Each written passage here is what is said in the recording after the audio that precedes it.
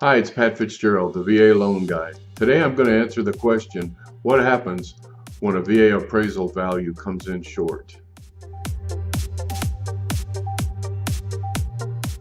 All right, so let's say the home gets sold for $250,000 and that's the contract price.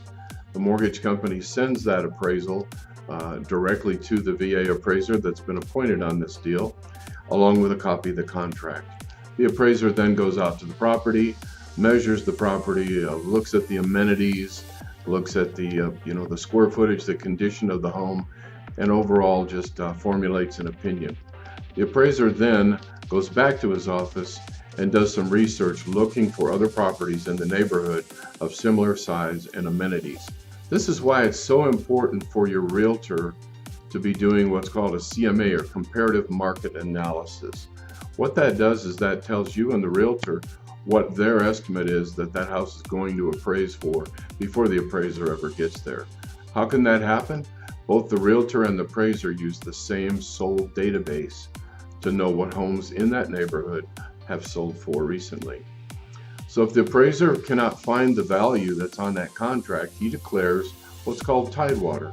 That's a VA term stating that the appraiser cannot find the value that's on that contract, and he gives the mortgage company 48 hours to contact the realtors and see if they can come up with some additional comparable properties that might not have been noted by the appraiser.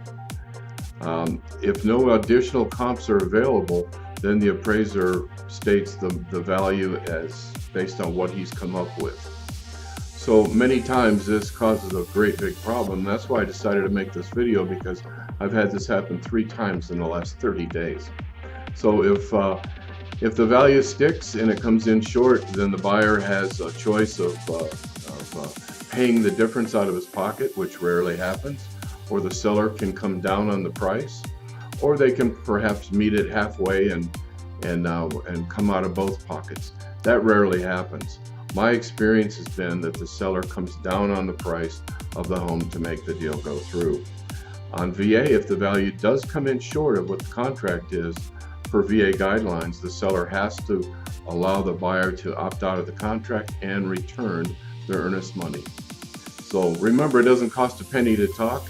If you have any questions, please give me a call. I'm at 210-215-4400.